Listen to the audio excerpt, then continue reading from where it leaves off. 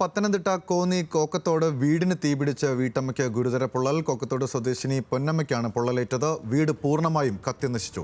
പൊള്ളലേറ്റ പൊന്നമ്മയെ പത്തനംതിട്ടയിലെ സ്വകാര്യ ആശുപത്രിയിൽ പ്രവേശിപ്പിച്ചു. വിശദാംശങ്ങളുമായി പത്തനംതിട്ടയിൽ നിന്നും ശ്രീരാജ് ബാബു ചേരുന്നുണ്ട്. ശ്രീരാജ്, എപ്പോഴാണ് ഈ അപകടമുണ്ടായത്? വിശദാംശങ്ങൾ എന്താണ്?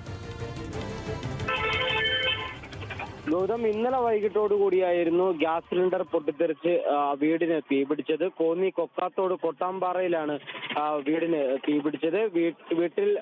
വീട്ടമ്മയായ പൊന്നമ്മയ്ക്ക് ഗുരുതരമായ പൊള്ളലേറ്റിട്ടുണ്ട്. എന്തായാലും ഈ പൊന്നമ്മയെ പത്തനംതിട്ടയിലെ ഒരു സ്വകാര്യ ആശുപത്രിയിൽ ചികിത്സയിലിരിക്കുകയാണ്. അവർ ICUവിൽ തുടരുകയാണ് എന്നുള്ള വിവരമാണ് നമുക്ക് ഈ ഘട്ടത്തിൽ ലഭിക്കുന്നത്. എന്നാൽ ശരീരത്തിന്റെ ഇടത്തെ ഭാഗത്താണ് ഗുരുതരമായ പൊള്ളലേറ്റിട്ടുള്ളത്.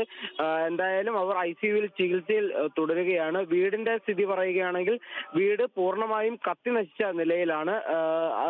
ഈ വീട് പഴയ വീടാണ്, നല്ല പഴക്കം ചെന്ന ഒരു വീടാണ്. ആ ഘട്ടത്തിൽ ഇത് പൊട്ടിത്തെറിച്ചതോടുകൂടി തീ ആളിപ്പടരുകയായിരുന്നു. വീട് പൂർണ്ണമായും അഗ്നിക്കിരയായി എന്ന് തന്നെ നമുക്ക് പറയേണ്ടി വരും.